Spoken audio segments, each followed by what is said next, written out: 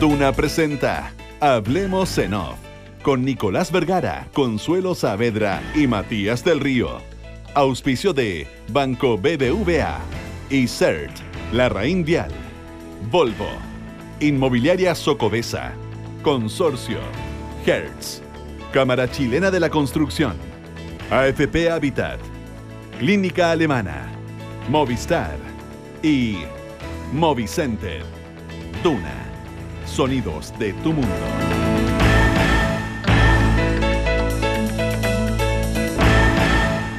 Muy buenos días, ¿cómo están ustedes? Son las 8 de la mañana con 4 minutos. En Santiago caen unas pocas, ligeras gotas de lluvia. Y digo en Santiago porque la gente que nos escucha en Concepción o en Puerto Montt claramente tiene otra, y en Puerto Varas tiene otra percepción de lo que está pasando.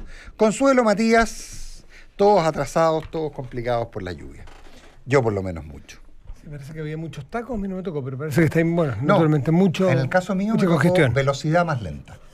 No. No taco, velocidad exponencialmente más lenta. Consuelo, muy buenos días. Muy buenos días.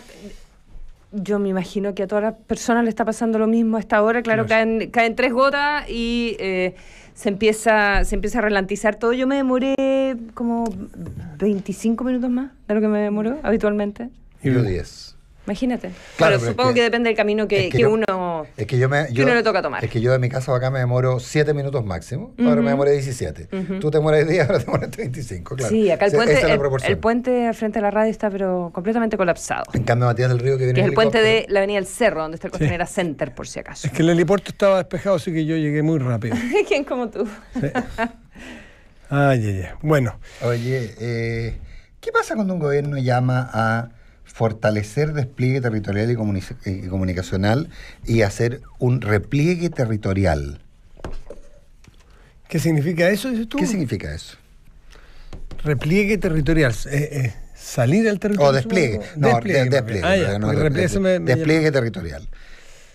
Porque repliegue me parecería más grave. Estuve grave yo, sí. Tuve mal yo ahí. ¿Qué significa? A mí me complica cuando se empieza a filtrarse, porque finalmente cuando te dicen que en un Consejo de Gabinete el presidente de la República le pidió a los asistentes al Consejo de Gabinete, o cuando en un comité político le pidió dijo tal cosa, es porque finalmente alguien interesado lo está filtrando. Y lo que se está filtrando es decir, muchachos, lo estamos haciendo muy bien y lo estamos comunicando mal. Ha sido el error de los últimos... De todos los gobiernos. De todos los gobiernos. Decir eso. Claro, es como un lugar común. Es como un lugar común, pero llevan solo 2 meses. Entonces, y además un gobierno que sigue teniendo buenos números. Entonces, ¿por qué empiezan a pasar estas cosas? ¿Qué sienten ustedes o qué creen ustedes que está pasando? Yo creo que el viernes se marca el inicio del gobierno como formal. Lo que dijo ayer Roberto Méndez. Claro, y me hizo mucho sentido. Aquí lo dijo, ¿cierto? Aquí en Duna, sí. Y me parece que va de sentido porque no hemos visto el despliegue, repliegues y despliegues. No hemos visto el despliegue de muchos ministros. Hemos visto, lamentablemente, despliegues de errores bien chicos, bien magnificados. Cosas muy menores y puntuales, acá a veces anecdóticas, con una amplificación que a veces parece ser como instalándose como la norma política. Me refiero, por ejemplo, a las caídas de Varela, que son chicas. Algunos dirán son de lenguaje, otros dirán son un poco más que de lenguaje. Puede ser, lo que sea, pero no es una gran cosa. No es que esté marcando la agenda de educación, nada de lo que haya hecho Varela. Lleva ya un tiempo suficiente para haberse no solamente metido en materia, sino que ya empezar a proponer agendas. Lo mismo el caso de Alfredo Moreno, y yo creo que estamos a punto de saber qué es lo que va a hacer. Muy buena instalación del gobierno en un principio con posturas de agendas claras. Después le pasó lo mismo que a los otros, que hubo una agenda que nadie tenía pronosticada, que el feminismo, que el gobierno lo ha sorteado bastante bien, se subió muy rápido a la micro gracias a una ministra que ha demostrado tener habilidades para eso. Y yo le compré el punto a Roberto Méndez de que tenemos que esperar porque estamos a punto de saber qué va a pasar más adelante. Pronóstico reservado no quiere decir con esto malo. Sí. Pero reservado, y por eso las encuestas también se mantienen bastante parejitas. Planas, sí. Planas porque Ni metidas de pata ni grandes aciertos. Ahí, expectante. Sí, yo estoy de acuerdo contigo, Matías, que la primera cuenta pública, a pesar de los pocos meses que va a llevar el gobierno en esta oportunidad, obvio, si es la primera, te marca de verdad el inicio, te marca el fin de la instalación, te marca el fin de, ¿cómo se llama? La luna de miel, la transición, lo que sea, y es como ya, ahora... ¿Ahora es cuándo? Ahora es cuándo. De hecho, vamos a tener, en esta semana, creo que mañana, se entregan los resultados de la primera mesa de trabajo, de la mesa de infancia, que es un tema donde transversalmente hay acuerdo respecto de lo que se debiera hacer. Quizás probablemente hay debate en asuntos del Sename sobre... si subrayar más organismos propiamente Sename, me refiero a los hogares directamente administrados por el Sename, donde la realidad es catastrófica, 11 hogares, como vimos estos 460 niños que fueron encuestados o entrevistados para el estudio que entregó Susana Tonda hace unos días, versus... ¿Son 11 en total en Chile? Sí, 11 en total, 460 creo que son los números. Paréntesis, si son 11, ¿es tan abordable para un Estado? O quizás son 11 los que se tomaron... Oye, sí, es muestral, son pues. 11 muestral. O sea, a ver, bueno, pero versus, para terminar la idea, versus, sí. Estoy viendo cuáles pueden ser las diferencias en un tema que me parece que es donde todos debieran estar de acuerdo y cuyos resultados se entregan, tengo entendido, mañana, versus subrayar más a los organismos colaboradores en la idea de entregarle dinero, subvenciones a ONG, fundaciones, organismos privados que administran los hogares de niños. Pero ahí ya tienes un ejemplo concreto de materias en las que puedes empezar a trabajar luego de pasar por una mesa transversal con gente de todos los sectores políticos. Y en ese sentido prefiero entender el llamado a fortalecer el despliegue comunicacional, otros diarios. Todo esto a propósito de lo que se conversó en la reunión de gabinete que hubo ayer, como con la afinada final de lo que va a ser el discurso de este viernes y cómo luego tiene que haber entonces trabajo en terreno o que se note claramente el trabajo de los ministros en terreno con las medidas. Y se habla de que también va a haber una agenda legislativa porque la oposición ha tratado de instalar la idea de que hay sequía legislativa, ¿verdad? Y el gobierno parece que lo que quiere hacer también es promover nuevos proyectos que van a salir de esta cuenta pública. Sí, lo que pasa es que ahí, Consuelo, yo creo que hay un punto, es que a mí no me extraña que haya sequía legislativa en lo más mínimo, y creo que creo que este va a ser un gobierno que no va a tener mucho proyecto que se manda al Poder Legislativo, y la razón es más o menos simple. El gobierno no tiene mayoría. Yo tengo la impresión que existe la intención o el diseño de no enfrentar proyectos en los cuales que no tengan viabilidad. Es decir, no ir a fracasar al Parlamento con proyectos que sean rechazados. Y la verdad que si uno ve la manera en la que se han comportado los parlamentarios del Partido Socialista, en algunos casos parlamentarios de la Democracia Cristiana o el PPD, todavía hay un punto en suspensivo respecto al Frente Amplio, si es que hubiera una sola lógica dentro del Frente Amplio. Uno podría imaginarse que este va a ser un gobierno bastante parco en lo legislativo. Y que finalmente, cuando se decía peyorativamente que este gobierno iba a gobernar por decreto, yo creo que debería haber mucho de eso, porque uno ve pocos espacios para que se discutan en el Parlamento temas de fondo, si finalmente hay cosas que están muy marcadas. O sea, por ejemplo, el gobierno va a mandar una reforma previsional al gobierno, una reforma previsional muy amplia al Parlamento, si finalmente hay un verbo rector que va desde la Democracia Cristiana hasta el Partido Comunista de no más plata a las AFP. Y cuando en la campaña Sebastián Piñera dijo que iba a aumentar un 4% la cotización y quizá iba a ir a la cuenta individual de cada uno de los trabajadores administrados por la AFP, ¿tiene alguna viabilidad si no tiene los votos suficientes? ¿No será importante que los proyectos que vayan sean proyectos, como decía la Consuelo Matías, ya no me acuerdo, como el tema de la infancia, proyectos en los que exista consenso y que de ahí se logre? Ayer, a propósito de proyectos, le puso mucho matiz en las palabras que utilizó. Me llamó la atención el ministro de Hacienda, no sé si se fijaron, Felipe Larraín, sobre la reforma a la reforma tributaria. Reforma a la reforma de la reforma. Reforma a la reforma de la reforma, es verdad. Sí, porque eso es lo que está instalado, que este gobierno quiere cambiar de manera importante, con guarismos incluidos, ¿verdad?, la reforma tributaria. Y salió después de una reunión con el presidente a matizar bastante las declaraciones en ese sentido, diciendo que más bien era una simplificación y que todavía estaba dentro del plazo de 6 meses, pero subrayó esa palabra en particular. Que no iba a haber reforma a la reforma. Exacto.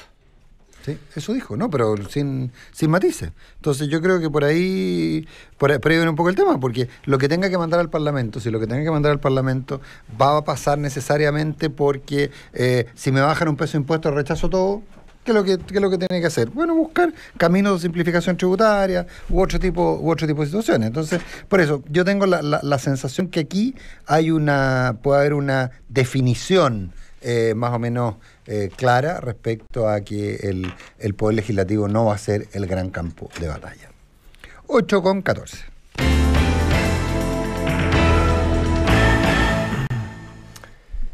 Y está con nosotros ya el invitado, uno de los invitados de esta mañana, es el ministro de Obras Públicas, Juan Andrés Fontaine. Juan Andrés, muchas gracias por estar aquí. Encantado, Matías, buenos días. Ministro, ¿cómo está? Buenos días. Nicolás, buenos días. Buenos días, Consuelo. bienvenido. Antes de entrar en la materia de las obras públicas en particular, me gustaría saber cómo es el cambio de ponerse el casco de la obra al académico, al consultor, al que mira desde arriba, desde afuera siempre el bosque. Ahora es abrazado a los árboles del bosque, no es que desde arriba. ¿Cómo es esa diferencia y cuánto...? Muy apasionante, sí, Matías, porque uno tiene una sensación de que uno puede hacer un cambio muy significativo en la calidad de vida de las personas. Uno, cuando trabaja como economista, que es lo que he hecho yo la mayor parte de mi vida, está pensando solamente en las grandes reglas que influyan en el comportamiento de las personas y uno espera que esas reglas ayuden. Pero acá uno está directamente actuando con obras de infraestructura de transporte o de agua potable rural, de pavimentaciones o de grandes carreteras que realmente le cambian la vida a las personas. Claro, rayado de cancha es lo que siempre, de hecho Juan Andrés Fontaine es desde los consultores más valorados en Chile, hace muchos años, director de empresa, en fin, pero ahora con el casco. ¿Qué otra cosa es con guitarra? Es evidente en todo en la vida, pero aquí, ¿cuánto de las convicciones teóricas o conceptuales o académicas o incluso como consultor que tenía al momento de dirigir una empresa o de prestar sus servicios de analista, hoy día no cuáles se validan, porque debe ser la gran mayoría, pero hay algunos que se ha pegado sin la cara de frente diciendo, parece que distintos con casco? Yo pienso que no. Aprenda un poco, o sea, puede ser la analogía, disculpe, con la ministra de la Mujer cuando decía, yo no creía en las cuotas, pero distinto en un ministerio, distinto cuando yo me pongo y he ido evolucionando.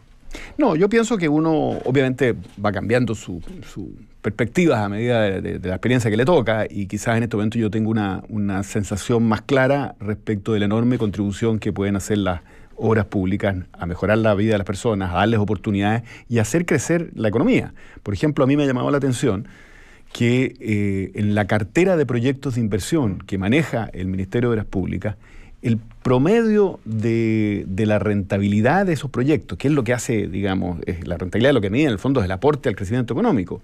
El promedio de la cartera, no de toda la cartera, pero la cartera donde están los principales proyectos, es 10% por año, que es una tasa de rentabilidad hoy día muy alta. Y eso muestra hasta qué punto hay una enorme necesidad de invertir en infraestructura y que la infraestructura es uno de los grandes campos en los cuales hay que invertir en Chile, probablemente junto con minería. Entonces, cuando hablamos de crecimiento económico, cuando hablamos de estimular la inversión, hay que pensar en Chile, en forma muy importante, en infraestructura. Creo que me ha cambiado esa perspectiva. Pero en cuanto al tipo de razonamiento económico para aplicar en la evaluación de las distintas obras, etcétera, etcétera, es más o menos a lo que estoy acostumbrado. Bueno, y después de todo ya tenía, por supuesto, experiencia en gabinete. Pues, sí, pero economía también era un poco más arriba que obras públicas. Así es. Economía era sin casco. Yo creo que la gran diferencia es que economía y otros, digamos, y la discusión de economía en general es una discusión sobre las reglas. Aquí más que reglas, es gestión. Claro, y aplicaciones, ¿verdad? Aplicaciones. De esas reglas. Estamos conversando con el ministro Fontaine, el ministro de Obras Públicas. Antes que se sentara en esta mesa, analizábamos un poco lo que había sido el Consejo de Gabinete. Me imagino que estuvo ahí. ¿Ya tiene claro en qué minuto va a tener que sonreír el día, cuándo lo van a mostrar las cámaras? El día viernes. Salir a defender. Y luego salir a defender y luego salir a explicar. Sí, claro. Yo creo que el presidente va a hacer todo un planteamiento respecto del futuro del país, de lo que se pretende hacer para que el país vuelva a crecer, para que haya más oportunidades, y dentro de eso obviamente va a mencionar el área de la infraestructura, de la cual en parte me toca hacerme cargo a mí a través del Ministerio de Obras Públicas. Pero va a haber algo que nos vamos a sorprender, o en general es... Porque a mí hablábamos ayer de la cuenta, tengo la impresión que si hubiera algo que fuera a sorprender, Consuelo, no lo aquí no sería el lugar, digo. Me imagino, aunque uno nunca sabe. En las entrevistas pasa cada cosa. Uy, han caído imperios, digamos. O han revelado secretos. ¿Cuántas autoridades no han revelado secretos sin querer o sin querer queriendo? Uno siempre intenta que puede ser pise grande. Puede ser grande, y el FOPA y eso. No, pero es que al final las cuentas públicas me da la impresión que cada vez menos son como con una sorpresa, con un conejo que sale del sombrero, porque todas las semanas, todo el tiempo hay una presión por ir dando a conocer proyectos, propuestas, mesas de trabajo. Entonces, al final, salvo quizás una o dos cosas, así es. Son más bien hojas de ruta, miradas del en lo que del atañe, país. En lo que atañe a obras públicas, yo creo que el presidente lo que va a hacer es dar a grandes rasgos lo que es nuestro plan o nuestro programa de inversiones, que es muy importante. Son 20.000 millones de dólares lo que estamos planteando como inversión en obras públicas a lo largo de los próximos 4 años. Desgraciadamente este año, sí, por efecto del arrastre, la inversión pública cae un poco. Y eso tiene que ver con que durante el gobierno anterior, si ustedes recuerdan, durante los primeros 2 años hubo como mucha controversia respecto a las concesiones, entonces se paró un poco la máquina. Después, en la segunda mitad, se retomó fuerza con bastante intensidad, pero las obras se demoran. Entonces, en este momento estamos de alguna manera pagando el costo del primer frenazo y el hecho que muchas de las licitaciones que se hicieron en la segunda mitad del periodo de la presidenta Bachelet se estancaron, las obras se estancaron por distintas razones, y lo que yo estoy haciendo en este momento es poniendo con sentido de urgencia, de acuerdo a las instrucciones que me ha dado el presidente Piñera, es destrabar una cantidad de obras que están atascadas en distintos trámites. Ministro, uno tiene la sensación de que el ministro de Obras Públicas se dedica a administrar solo concesiones. Yo sé que no es así, pero finalmente probablemente las obras que más se ven son aquellas que son concesionables. Y usted mencionó que mirando el stock de proyectos las tasas de rentabilidad son altas, son del orden del 10%. Y si uno lee la prensa reciente, uno de los grandes cuestionamientos han sido las rentabilidades de muchas concesionarias. No plantea eso una duda futura y probablemente inclusive un cierto desincentivo a participar en licitaciones si empieza a cuestionarse de la manera en que se está haciendo la rentabilidad que se obtiene y que veamos movimientos como no más TAC en las autopistas o no más peaje en las rutas urbanas cercanas. ¿No hay ahí un elemento al cual hacerse cargo? Sí, Nicolás, eso es un problema. Efectivamente, si se arma un ambiente muy contrario a la inversión en infraestructura, las licitaciones que se llaman para estas obras van a ser menos competitivas, se van a atrever a participar solo unos pocos, y eso hace que sean más caras. Que sean más caras, que funcionen peor. De manera que yo creo que no es bueno que ese ambiente se cree. Ahora, ese ambiente en parte recoge una realidad, que es que efectivamente nuestras carreteras están enormemente congestionadas, y eso hace que la gente con razón sienta que las carreteras no están prestando un buen servicio. Pero la discusión voy a exagerar, la discusión es que, dadas las altas rentabilidades, están congestionadas. No, eso sería un error. Eso sería un error. No lo es. Las rentabilidades provienen de los peajes, y los peajes de contratos que se hicieron con realidades distintas. 20 años atrás, con realidades distintas, y además con una tasa creciente de peaje en el tiempo. Entonces los peajes fueron más bajos de lo que debieron haber sido cuando partió el sistema, y eso ayudó a que el sistema fuera popular. A que se legitimara. Que se legitimara, Fue una pero estrategia. ahora estamos pagando en cierto sentido el costo de tener peajes más altos. ¿Y hoy día Entonces, hay madurez suficiente como la gente entienda que hay que pagar el costo real? Yo pienso que sí, Yo por lo menos todas las conversaciones que he tenido, incluso los movimientos estos de no más TAC, crecientemente han ido evolucionando, pienso yo, a una posición que ya no es no más TAC, sino que no más abusos de los TAC o cosas de ese orden, que son en definitiva maneras de recoger el hecho de que si nosotros queremos tener una buena red de infraestructura, tanto en lo que es autopistas como en otras cosas, hay que pagar por ello. ¿Pero esas usted va a caer en la cosas tentación de cuestan fijar muy rentabilidades fuerte. máximas, por ejemplo? La forma como operan estas... No, si no me refiero a cómo operan, si sabemos cómo operan. Pero la forma como operan las licitaciones es que digamos, la autoridad fija ciertas condiciones, por ejemplo, los peajes, y los distintos interesados compiten por quién paga, quién se lleva, digamos, esa carretera, ya sea pagando más o exigiendo menos subsidio. Carretera que a su vez tiene ciertos estándares para su construcción, para la comodidad y para la seguridad de los transeúntes. De manera que es un sistema altamente competitivo. Por eso es muy importante que efectivamente participen más empresas en estas licitaciones para que haya competencia. Juan Andrés Fontaine, ministro de Obras Públicas, está aquí en Duna esta mañana. ¿Qué va a pasar cuando se venzan los contratos de concesión? Porque hay algunos de ellos que ya deben estar cerca del vencimiento. ¿Esto va a volver a la gratuidad, por decirlo de algún modo, que cambiaría culturalmente lo que usted dijo, que fue lo que se intentó? No, Matías, porque simultáneamente está creciendo tan fuertemente la demanda o el tráfico que necesitamos invertir más. Fíjese que el tráfico a nivel de todo el país en las distintas carreteras está creciendo al 10% por año. Yo he estado recientemente en Puerto Montt, en Castro, salir de Castro el viernes pasado en la tarde, destino Ancud, una cosa impresionante el taco, ¿eh? Y eso se reproduce en todas las ciudades importantes de Chile. Entonces, hay una enorme inversión que hacer, incluso en las carreteras que ya se licitaron y que ahora empiezan a vencer. ¿Qué va a pasar por ejemplo, con las que vencen? Por ejemplo, este año está en licitación, en relicitación, el tramo Los Vilos-La Serena de la Ruta 5. Y ese tramo se relicita con la incorporación del paso entre Coquimbo y La Serena, como hoy día, no sé si ustedes recuerdan, pero la Ruta 5 entra a La Serena y hay un semáforo, o sea, una de las pocas partes en que la Ruta 5, digamos, tiene un semáforo. Eso porque atraviesa La Serena. Ahora la nueva licitación hunde esa pasada, con lo cual descongestiona fuertemente también el tráfico en La Serena. Todo eso es una obra cara que se incorpora en el contrato de licitación y en consecuencia los peajes no cambian. Se financia esa obra con esos peajes. ¿Y con ampliación del plazo?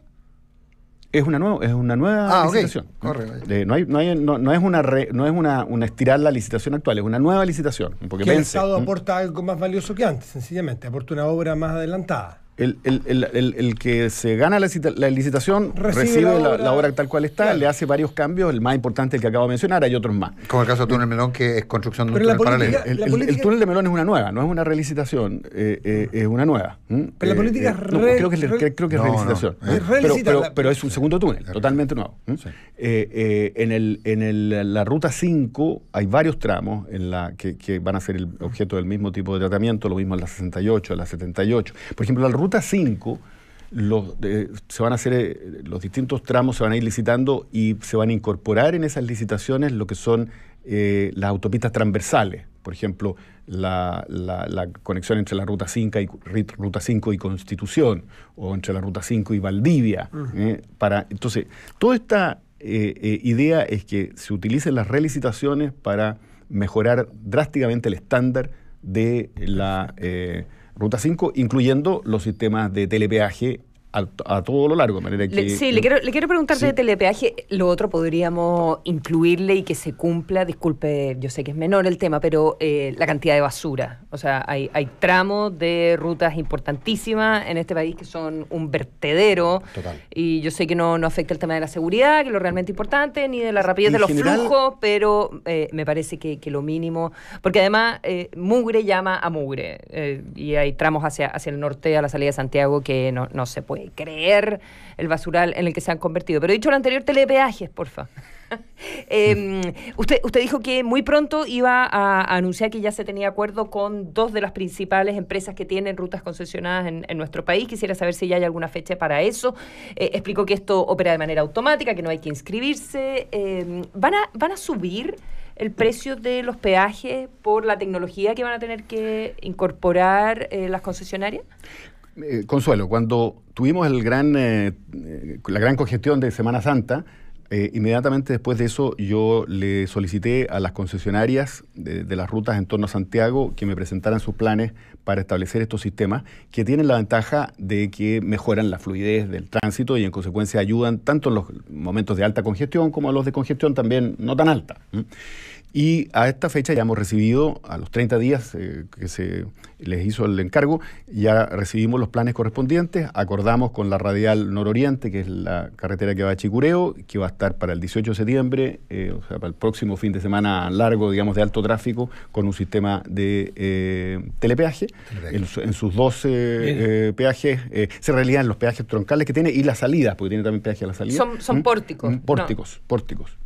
De manera que ahí las personas no necesitan detenerse, hay una enorme ganancia de tiempo. ¿Son pórticos con barrera o sin barrera? Sin barrera. Sin barrera. Pórtico igual que en la autopista urbana. Exacto, y sin necesidad de preinscripción. Pero va a haber que pagar más. No hay que pagar hablando más de la carretera más cara de este país. No. Hay que ver un préstamo. Ese fue el nudo de la negociación, fue ese.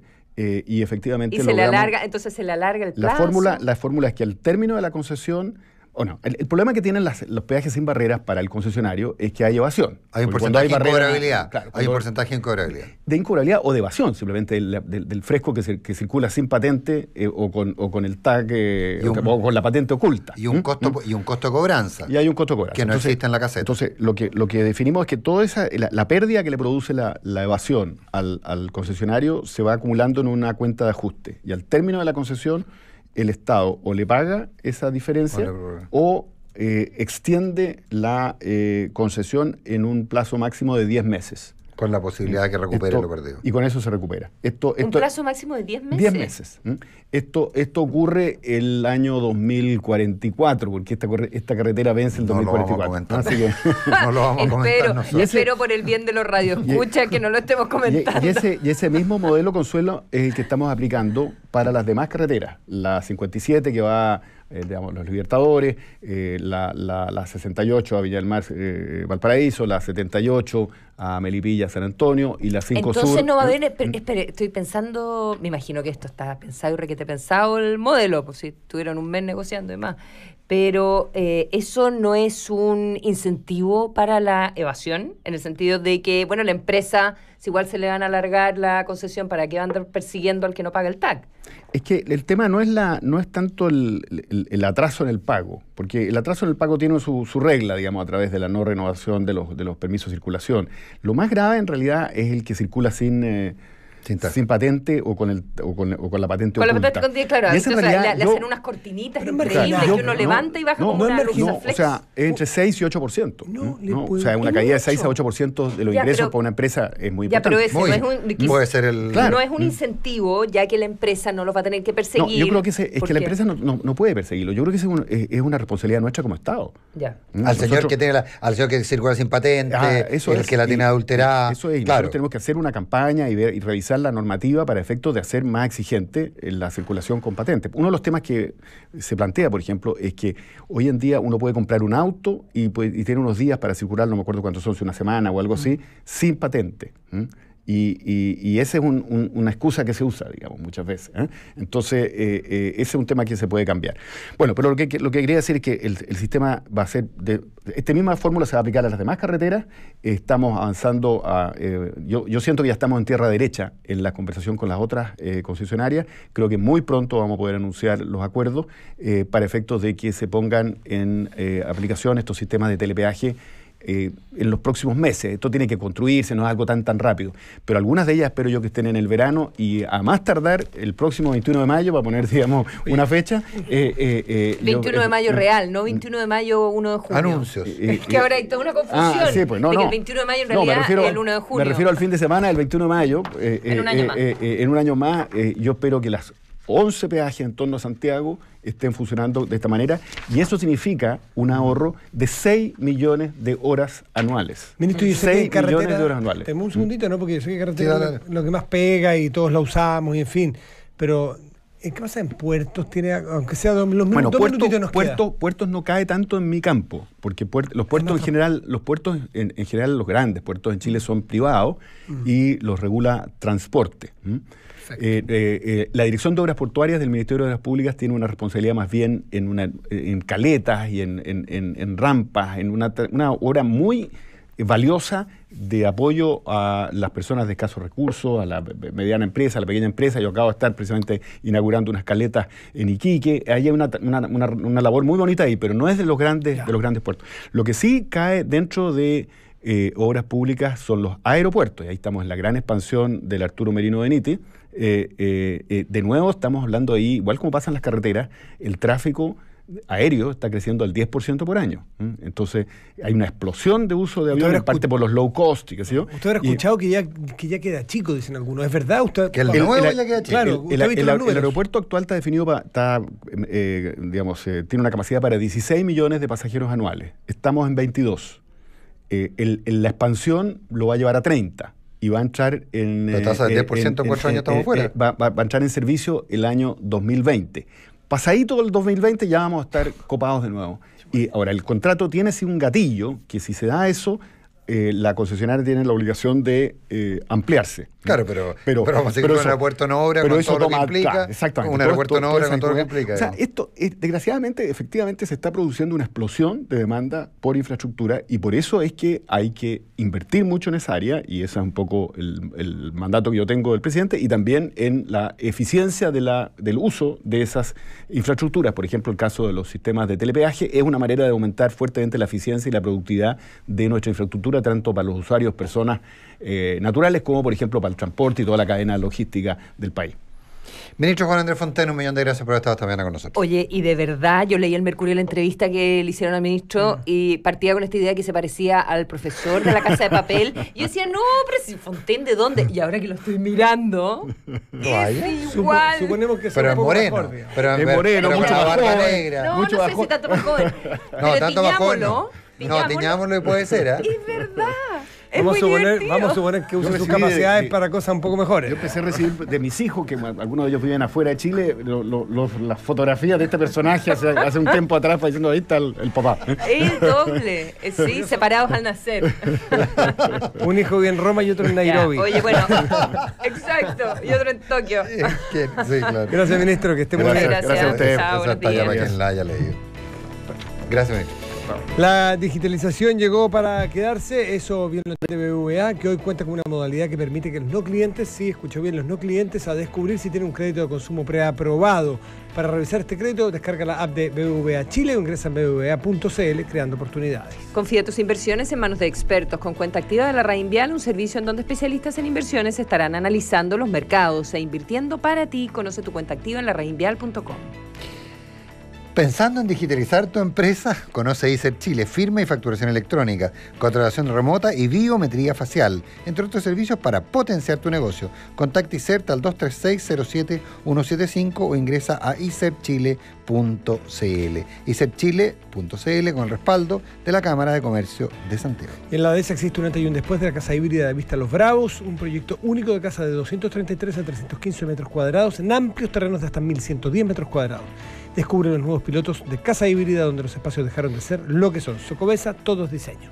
Oportunidades como estas solo ocurren una vez al año. Asegúrate en el Cyber Day Consorcio este 28, 29 y 30 de mayo. Aprovecha los increíbles descuentos y promociones que Consorcio te ofrece para que consigas el seguro que necesitabas. Visita hoy cyber.consorcio.cl. Consorcio, tu vida es lo que nos mueve.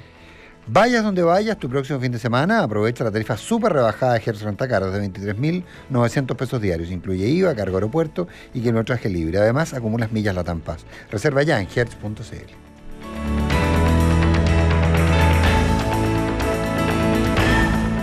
Hoy, tu banco está en una pantalla, tus amigos en grupos de WhatsApp, tus series favoritas en Internet, tu currículum en LinkedIn y tu empresa está así de actualizada. Bienvenido a eCert Chile, pioneros en soluciones innovadoras, factura electrónica, contratos laborales electrónicos, firma para impuestos internos. Es más fácil de lo que crees. Optimizas tiempo y ahorras costos con el respaldo de la Cámara de Comercio de Santiago. Visítanos en ecertchile.cl o llámanos al 2360-7175. eCert Chile. Cero papel, cero problemas. Para algunos, el otoño se disfruta encerrados y reunidos en un lugar acogedor. Pero para nosotros, el otoño se disfruta afuera, en el lugar que siempre soñamos. Con Volvo, el otoño se vive sobre ruedas. Aprovecha nuestros precios especiales de temporada en todos los modelos 2018. Conócelos y cotízalos en volvocars.cl o en nuestra red de concesionarios. Consulta por modelos con bonos de financiamiento Forum. Volvo, Innovation Made by Sweden. Tal vez sea su prestigio y trayectoria de más de 100 años, o la asesoría que me dan para ayudarme a cuidar los ahorros de toda mi vida. En Consorcio se mueven para darme muchas razones para confiar. Por eso, con una renta vitalicia Consorcio, puedo asegurar una renta fija en UEF para toda mi vida y disfrutar la mejor etapa de mi vida. Conoce más en www.razonesparaconfiar.cl. En Consorcio, nos movemos para hacer tu vida más simple y entregarte la asesoría y servicio que necesitas en cada etapa de tu vida. Seguros, previsión, ahorro. Consorcio, tu vida es lo que nos mueve. Yo no delimité el área de seguridad. Yo no fui a la obra para supervisarla. Yo iba retrocediendo en la grúa horquilla. Mi marido no se dio cuenta que la horquilla iba hacia él.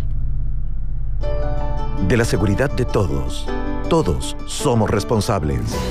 Cámara Chilena de la Construcción. Construir seguridad es obra de todos.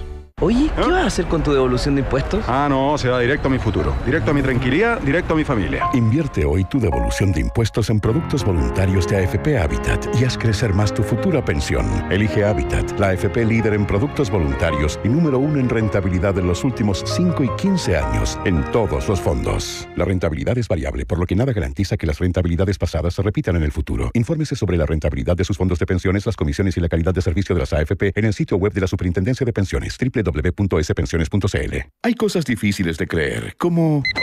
5 minutitos más. Solo 5. Pero hay otras que sí puedes creer, como el crédito de consumo preaprobado de BBVA que puedes pedir sin ser cliente. ¡Créelo! Descarga la app BBVA Chile o ingresa a bbva.cl para descubrir si tienes un crédito preaprobado y solicitarlo en cualquier sucursal con tu huella digital. BBVA, creando oportunidades. Otorgamiento de crédito sujeto a aprobación del riesgo comercial del cliente. Infórmese sobre la garantía estatal de los depósitos en su banco o en sbif.cl. A ver, para chequear los neumáticos paso a Movicenter. Y el sistema de audio, eso lo veo en Movicenter. Después paso a Movicenter por el portabicicletas. El portaequipaje de techo lo compro en Movicenter. El aceite lo cambio en Movicenter. Y al final paso a Movicenter a ver lo de la batería y estamos listos para la aventura. Neumáticos, audio, accesorios y equipamiento, cambio de aceite, baterías y mucho más. En Movicenter tenemos todo para tu automóvil. A solo 10 minutos de Providencia. Movicenter, la ciudad del automóvil. Hablemos en off. Nicolás Vergara, Consuelo Saavedra y Matías del Río están en Duna. En 2016, más de 90 personas fallecieron por no estar atentas a las condiciones de tránsito. Porque de la seguridad de todos somos responsables al manejar. No use celular. Cámara Chilena de la Construcción. Construir seguridad es obra de todos.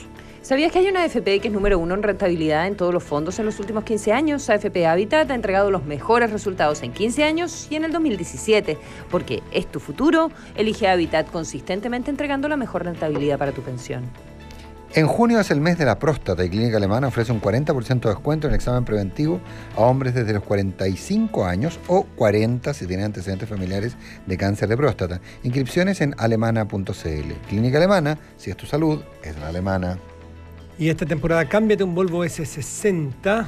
Su diseño, innovación y tecnología lo hacen un modelo perfecto para la ciudad. Aproveche su precio con financiamiento Forum a partir de los 15.990.000 pesos. Conócelo y cotízalo en Volvo Cars o en su red de concesionarios. Volvo Innovation Made by Sweden. a crecer tu empresa y atrévete a más con la nueva oficina digital Movistar. Contrátala por 45.000 pesos mensuales con internet dedicado Pro 100, central virtual, Wi-Fi y 1.000 minutos a fijos y a móviles, más minutos libres entre anexos. Movistar, elige todo. En Movicenter tienen todo lo que tu automóvil necesita: neumáticos, cambio de aceite, baterías, accesorios, equipamiento y mucho más en un solo lugar. Abierto lunes a domingo de 9 a 20 horas. Avenida Américo Vespucio Norte, 1155 Huechuraba, a solo 10 minutos de Providencia. Movicenter, la ciudad del automóvil. 8 de la mañana con 42 minutos. Hablamos en off en Radio Duna. Tomamos contacto telefónico con el obispo de San Bernardo, Monseñor Juan Ignacio González. Obispo, ¿qué tal? Buenos días. Buenos días, Nicolás. Buenos días, Consuelo y Matías. ¿Cómo están? Muy buenos días. Muy buenos días. Buenos días. Monseñor, usted, ante la renuncia de don Alejandro Goich, ha quedado como responsable de la comisión de apoyo a las víctimas de casos de abusos. Y se ha planteado que, dada su falta de empatía, creo que ese fue el término exacto que usaron, con el dolor ajeno, usted no es la persona indicada para hacerse cargo de esa función. Así lo han dicho dos de los invitados del Papa a Roma, que son dos, además, víctimas del Bosque, de la parroquia del Bosque. Sí. Bueno, ¿y qué voy a decir yo, Nicolás? Simplemente que llevo más de 10 años, del año 2003, y al lado de don Alejandro Goich, trabajando en esto con el equipo que tenemos en forma sistemática, que efectivamente he tenido contacto con muchas víctimas, muchas de ellas se sabe, otras no. La mayoría no se sabe, que hemos curado a mucha gente con la gracia de Dios, con la ayuda de Dios, no uno naturalmente, y que algunas son opiniones tan como, fíjate que no conozco a ninguno de los tres, nunca he estado con ellos, nunca he intercambiado una palabra con ninguna de esas tres personas, los queremos invitar seguramente al consejo. Y yo quedé ahí porque simplemente, como es natural, habían dos obispos ahí, como muchos organismos de la conferencia episcopal, y yo estoy desde el inicio, ¿ya? Y cuando don Alejandro tuvo que entregar su cargo por toda la situación de su diócesis, me dijeron, tú sigue mientras tanto y vamos a ver cómo ordenamos, porque estamos reordenando el Consejo. Pensamos que es uno de los pivotes importantes en esta batalla que tenemos que hacer para erradicar completamente este tema de la vida de la Iglesia, que es un tema gravísimo y que estamos contando. Don Juan Ignacio, pero ¿no hay como mucho mientras tanto en la Iglesia? ¿Obispo renunciado? No, estamos actuando todos los días. Ayer hemos tenido reuniones, están tomando un montón de medidas. Lo que pasa es que a la gente le cuesta comprender que este tema es un tema muy delicado, sobre todo por las víctimas. Me tocó a mí trabajar con la víctima que visitó al Papa. Todo un trabajo que tiene que hacerse con mucha delicadeza, con mucha cercanía. La que visitó al Papa en Chile. Claro. Cuando el Papa estuvo en Chile, en la Anunciatura. Sí, lógicamente. Me ha tocado recibir a algunos de los hermanos maristas, de los víctimas de los maristas, que es todo muy delicado, son gente mayor que ha sufrido mucho, que viene a descubrir después de muchos años de sufrimiento. Entonces, como que de repente cuando nos dicen no han hecho nada, bueno, no sé, yo pienso que llevamos desde el año 11, tenemos documentos, papeles, publicaciones, y tenemos sobre todo una cosa que la gente no se imagina. Ayer ya llegamos a 25.000 personas, agentes pastorales preparados en un curso básico esencial sobre prevención de abusos, de delitos sexuales en la Iglesia y creación de ambientes sanos. En la última asamblea hemos entregado a todos los obispos las normas que hay que tener con una manera muy fácil de estudiarlas para que esos ambientes eclesiales sean siempre sanos. Entonces hemos hecho muchas cosas. Yo, por desgracia, no todo se puede contar, decir abiertamente. ¿Entiendes? Atendimos a tantas víctimas aquí, tantas víctimas allá, estamos recibiendo denuncias de esto. Bueno, pero Monseñor González, estamos conversando con Juan Ignacio González. Hola, muy buenos días, el obispo de San Bernardo. Quizás el problema, entre otras materias, es no contar, porque si usted dice que han hecho todo este trabajo que nos está describiendo, pero, la verdad es que entonces no veo por qué el Papa los tendría que haber llamado, haberles sugerido que renunciaran, haber forzado también toda la situación. Espérate, Consuelo, no nos sugirió, se nos ocurrió a nosotros. ¿A ustedes se les ocurrió? Sí, yo estaba ahí sentado entre medio. Cuéntenos. Bueno, que fue así, que viendo lo que el Papa veía que había que hacer en Chile, viendo que él tiene que tomar medidas que son muy difíciles, que es como remover obispos, como lo dice la carta, que habrá remociones, dice el Papa, lo mejor para dejarlo en libertad de acción. Cuando nos leyó la carta, inmediatamente muchos dijimos, es el momento de decirle al Papa disponibilidad total, Santo Padre haga lo que quiera. Perfecto, poner todos entonces, y es lo que hicieron. Le agradezco la aclaración, entonces, que no fue una sugerencia del Papa, sino que fue la decisión de ustedes, claro. Pero si hubiesen hecho también todo este trabajo, la verdad es que el Papa no habría tenido la necesidad de convocarlos a Roma, no habría tenido la necesidad también de convocar a las 3 víctimas más conocidas del sacerdote, y ahora a otros que son los que se van a juntar. Otras medidas más. Claro, entonces quisiera saber de qué manera se hace cargo a usted de las falencias que ha tenido la labor de la Iglesia en estas materias, y en particular también declaraciones cuando lo acusan de falta de empatía que usted ha hecho anteriormente, por ejemplo, en el caso de Caradima, que la Iglesia ya había hecho todo lo que tenía que hacer, o... No, eso sacado de contexto. Yo del caso Caradima nunca he sabido nada porque no estaba metido en él. Precisamente uno de los puntos centrales, Consuelo, es que precisamente ahí no se hizo todo lo que había que hacer, sobre todo en el tema de la cercanía con las víctimas. Esa es la gran preocupación que tiene el Papa. Y eso es lo que se dio cuenta él. Y yo no he leído el informe de Chituna, nadie lo ha leído, nosotros, naturalmente. Pero veo que ponen declaraciones, sacan cosas. Es una entrevista en ADN que dice, desde el punto de vista de lo que la Iglesia tenía que hacer, ya se hizo, las medidas ya se tomaron. ¿Por qué? Porque se llevó adelante un proceso inmenso y se llegó a la sanción de la persona, con una sanción que es prácticamente la más, podría haber sido la destitución, pero se llegó a esta otra sanción. O sea, no es que no se haya hecho nada, en ese sentido es así. Que no se hizo bien con las víctimas, sí, es otra cosa, es un tema que dura mucho más que y claro, porque usted habló sobre las víctimas en algún minuto, por ejemplo, sobre Murillo, y dice pedir disculpas, cuando le estaba exigiendo que, más allá de una carta de disculpas de la Iglesia, años atrás estamos hablando, hubiese también como una cosa más personalizada, planteaba Murillo, José Andrés Murillo, y usted le responde en ese minuto, le dice, bueno, eso ya andar pidiendo ese tipo de disculpas es extralimitarse, y hago un fast forward y tengo al Papa reuniéndose con esas mismas personas. Claro, bueno, pero eso es lo que tienen que tratar de entender, y tienen que tratar de entender que, por ejemplo, ¿quién tiene que hacer eso que estamos hablando? Es que hay que entender un poco, Consuelo, cómo funciona la Iglesia. Tiene que hacerlo su autoridad, no tiene que hacerlo la Iglesia. Debía haber hecho la Iglesia de Santiago, debía haber hecho eso. Y la autoridad de Santiago, no la autoridad de Ancud o la autoridad de San Bernardo. Entonces, algunas veces estas visiones así como generales, se requieren muchas distinciones que son necesarias, sobre todo en estos temas tan delicados.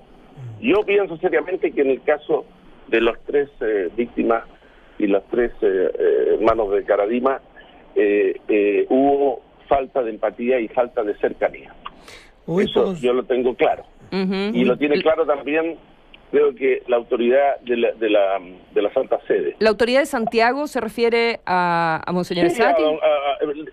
Por la dificultad de las cosas, me refiero a los arzobispos, me refiero a las autoridades que estaban en ese momento dirigiendo la diócesis. Algunas cosas parece que son incluso anteriores. Yo no conozco el caso Caradima, no lo he visto nunca, ni el proceso, ni nada. Conozco lo que ha sido publicado y lo que está en la prensa, que está el proceso civil.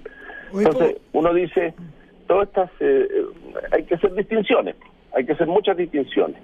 Si yo tengo un caso que me afecta a mí, tendría que tener esa empatía, y trato de tenerla, porque sé lo que significa este sufrimiento, y lo he sufrido y he recibido gente que ha sufrido esto, y se han tomado medidas, y sacerdotes que están fuera, se han tenido que ir. Entonces, algunas veces veo muy virulento el análisis, y muy fuerte, sin hacer distinciones que son importantes. ¿Me entiendes? Obispo González, buenos días, ¿cómo le va? Hola Matías, ¿cómo está usted? Bien. Muy bien, usted. Usted dice recién, hace falta saber cómo funciona la Iglesia. ¿No será hora de que la Iglesia sepa cómo funciona la sociedad? Porque da la impresión de que quedaron offside. Eso es lo que tú creas, le dijiste algo así a Luigi Infanti. Sí. Bueno, pero resulta que yo vivo en medio de la sociedad, pues Matías, pero no en la tuya, en otra. Sí, no, en la misma vivimos. Lo que pasa es que yo vivo en una de la gente, como nos dijo el padre, del santo pueblo de Dios, que entierra a sus muertos, que reza, que pide perdón, que trabaja, le saca la mugre. Me refiero que el Papa ese es mi mundo. Mi mundo no es este de aquí. Algunas veces está el mundo intelectual, al cual yo seguramente pertenezco porque soy una persona que he estudiado, qué sé yo, y está el mundo de la gente que uno vive todos los días. El día domingo estuve con 1000 personas. hablando. Yo me refiero... Ese mundo es el que tienen que entender, que hay que tratar de entender, y que el Papa dice que son el sistema inmunológico de la Iglesia, como les decía la carta. El informe de 10 páginas del Papa habla de casos que van mucho más allá que el caso Caradima, que el caso Barros, que el caso incluso de abusos. Da la impresión, y esta es palabra mía, de que el Papa ve una cierta corrupción, no de plata, pero corrupción en la espiritualidad, la forma, más que espiritualidad, en la forma en que la Iglesia hoy día está viviendo, que no habla de la cultura de la élite, habla de que hay poderosos, que hay una cultura de verticalidad enorme. Por eso me refiero yo a que ¿no será ahora que la Iglesia mire un poquitito hacia afuera y deje de mirarse el ombligo? ¿Cómo está la autocrítica ahí? No, bien, pues lógicamente que estamos tratando siempre de hacer eso en la última conferencia, pero tampoco creo que es lógico pensar que no somos capaces de autocrítica, lo somos, y tampoco que estemos desconectados de la realidad.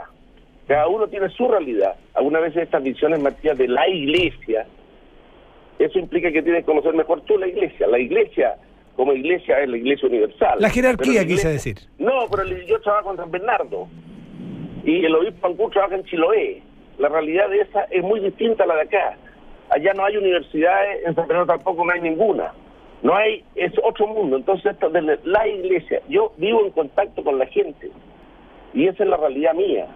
Si no le gusta a uno, si no le gusta a otro, ya, eso. Entonces, yo pienso que así como nosotros tenemos que hacer una autocrítica, y la estamos haciendo, y el Papa nos la ha hecho, y la hemos aceptado, y al oírla, la crítica que el Papa nos ha hecho, la corrección fraterna, como le hemos llamado, Matías, le hemos dicho, padre, si usted cree que esto hay que organizarlo de otra manera, aquí estamos, ¿ya? También ustedes tienen que decir, distingamos, hagamos distinciones, no podemos hablarle a la bandada un poco así como la Iglesia. Bueno, pero ¿quién es la Iglesia? La jerarquía, todos los obispos, cada uno de los obispos, la conferencia episcopal. Yo estoy en una autocrítica constante y permanente tratando de hacer las cosas cada vez mejor. Es lo propio de la vida cristiana, Matías. Entonces, de repente, sí, preguntarás sí, yo te digo sí, estamos en una autocrítica, efectivamente. Estamos tratando de comprender este mundo cambiante que nos ha tocado vivir, que es muy distinto al que vivieron los obispos anteriores, de la generación anterior, inmediatamente anterior. Es un planeta completamente diferente para, para todas las instituciones en general. Y me doy cuenta de que me cuesta, por edad, por cosas, estar en ese mundo. Pero también me doy cuenta que la Iglesia no se adapta al mundo, sino que es el Evangelio. No es que adaptemos el Evangelio al mundo, es que el mundo tiene que adaptarse a la enseñanza del Señor. Y ese es nuestra dificultad, por así decirlo, nuestro desafío.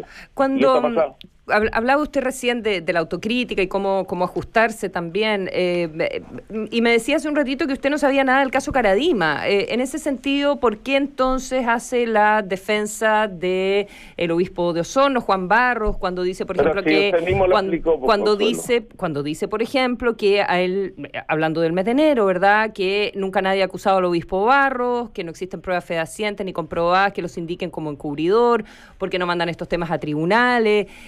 Pero usted hace esa defensa que ha calificado también como caridad, pero de haberlo acompañado. No, distingamos una cosa. Yo hago esa defensa que es la misma que hizo el Papa. ¿Ya? Yo no he leído lo que dijo el Papa, lo que dice el informe Chicluna. El Papa cambió su opinión. Ya. Y se lo preguntamos abiertamente. Bueno, yo también cambié mi opinión. ¿Usted cambió su opinión? Pero efectivamente no tengo antecedente para decirle por qué cambió mi opinión. Parece que el Papa sí.